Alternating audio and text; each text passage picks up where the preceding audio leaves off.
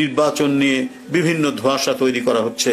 December না June না March, এক এক সময় এক একটা কথা বলা, এটা তো আমাদের মানে শেখ হাসিনার কিছু কথাবার্তার সাথে মানে এটার মানে মিল পাওয়া যায়। কেন এটা হবে? অন্তর্বর্তীকালীন সরকার শহীদের রক্তের উপর গঠিত সরকার। অন্তর্বর্তীকালীন সরকার অকাতরে জীবন দান করি শিশু, কিশোর এবং তরুণদের এবং মহিলাদের এবং রিক্সা শ্রমিকদের রক্তের উপর গঠিত সরকার। অন্তর্বর্তীকালীন সরকার 16 বছর বিএনপির নেতৃত্বে গণতান্ত্রিক সংগ্রামের যে আপসীন ধারা, যে ধারায় গুম, খুন, ক্রস ফায়ারের মধ্যে দিয়ে আপনার গঠিত এই সরকার, যে মানে গুম, খুন, ক্রস ফায়ার মধ্যে দিয়ে যে অরাজকতা তৈরি করেছিল হাসিনা, সেটাকে মানে সেই হাসিনাকে পরাজিত করে গঠিত অন্তর্বর্তীকালীন সরকার।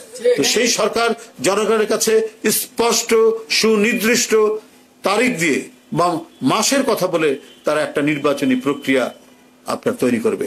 অনেকে বলেন আরে আন্দোলন করা হয়েছে শুধু নির্বাচনের জন্য। আর ভাই, এই নির্বাচন সুষ্ঠু করেনি বলেই তো আপনার আন্দোলন হয়েছে। অবাধ সুষ্ঠু নির্বাচন নিশ্চিত করেনি শেখ হাসিনা। তার মানে সেই অমল ধবল গদি রক্ষার জন্য তিনি দেশকে একটা কারবালায় পরিণত করেছিলেন, রক্ত ঝরা কারবালায় পরিণত করে তিনি ক্ষমতা টিকিয়ে রাখার চেষ্টা করেছিলেন। এবং তার জন্যই এক ব্যাপক আন্দোলনের মধ্যে দিয়ে, অনেক স্যাক্রিফাইস, অনেক আত্মদানের মধ্যে দিয়ে এই মানে অন্তর্বর্তীকালীন সরকার, এই অন্তর্বর্তীকালীন সরকার সরাসরি আপনার জনগণের ভোট না থাকলেও জনসমর্থন রয়েছে, কারণ সমস্ত আন্দোলনকারী দলগুলো আপনাদেরকে সমর্থন দিয়েছে।